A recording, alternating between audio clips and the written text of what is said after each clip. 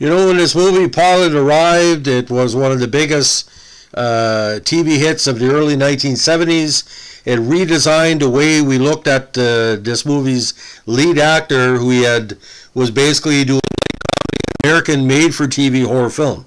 Aired on ABC on January 11, 1972 as their ABC Movie of the Week. In the film, this film noir, an investigative reporter played by Darren McGavin comes to suspect that a serial killer in the Las Vegas area is actually a vampire. Now, the film was based on a then unpublished novel by Jeff Rice titled The Kolchak Papers, a.k.a. The Kolchak Tapes. Rice said he wrote the novel because I always wanted to write a vampire story, but more because I wanted to write something that involved Las Vegas.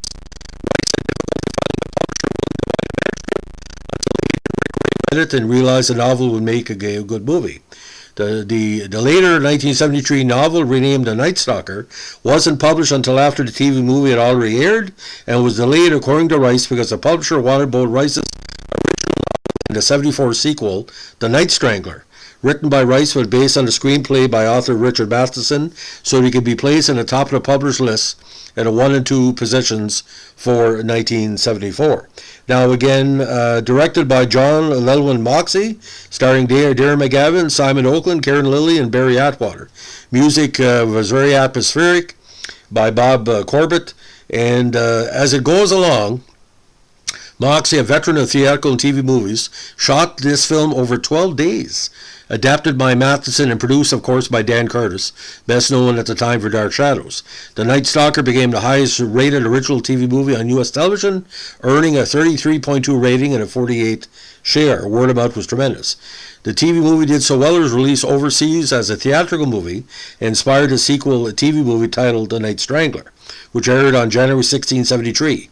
And it also had a single-season TV series of 20 episodes titled Kolchak, The Night Stalker, which ran on ABC between September 74 and May 75, and a short-lived 2005 TV series called Night Stalker. Now, Darren McGavin recalled that his involvement began when his representative called to say that ABC had purchased the rights to a book called The Kolchak Papers. They were into a kind of first draft of a script by Matheson, and he called the agency to ask them if he'd be interested in doing it. My representative read it and called me, and later on the popular TV movie, along with a sequel and TV series, provided the inspiration for Chris Carter's The X-Files. Carter then featured actor McGavin in the show as a tribute to the actor and the project that inspired his series. Originally, Carter wanted McGavin to play Kolchak, but the actor decided not to, so the role was rewritten, making McGavin's character Arthur Dales the father of the X-Files. Now, in the movie, Kolchak, sitting on the bed of a sleazy hotel room, is listening to a replay of his dictation on his portable tape recorder. The notes are about a series of murders that have plagued the Las Vegas Strip and a cover-up of those events by the authorities. All the victims had their bodies drained of blood.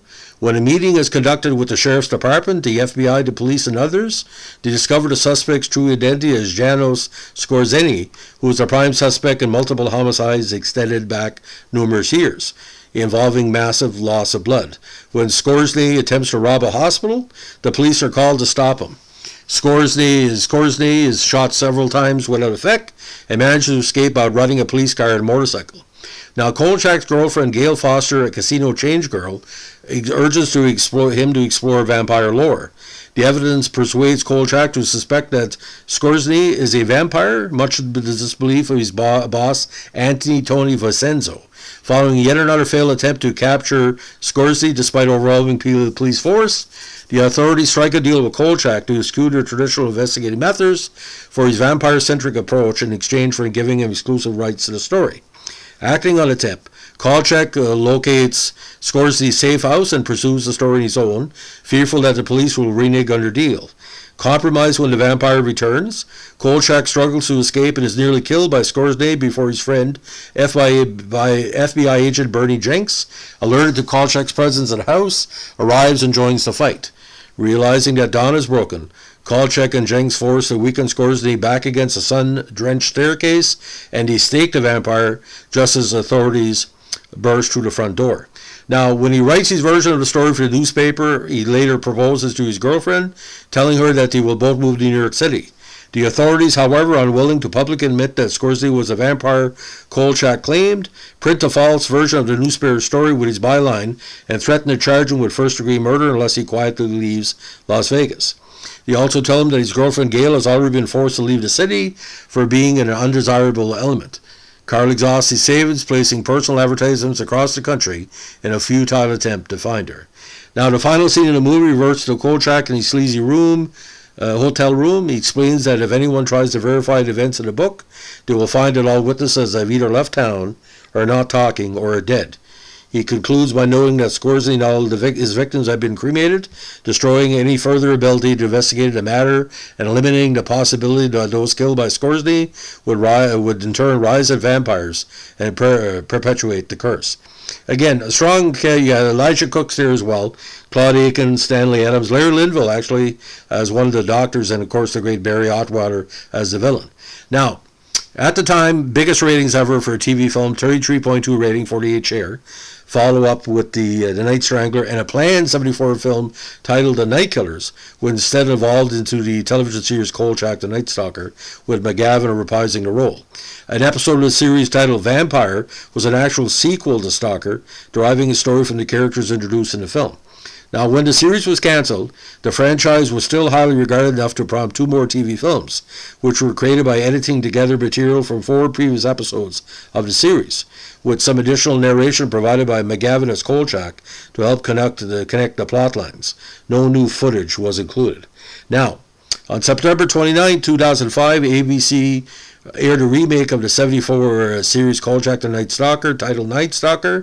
ABC did own the rights to the original TV films, but not the Universal TV series, and were limited only using characters that had appeared in the films. Now, the film was released in 2004 by MGM as a double feature with The Night Strangler. The DVD also had a 21-minute interview with producer-director Dan Curtis, divided between each film. 14 minutes of discussing Stalker, and on the flip side, 7 minutes of him discussing Strangler. Both films, issued on October 2nd, 2018, were released separately on HD Blu-ray, featuring strong 4K transfers. And again, a tremendous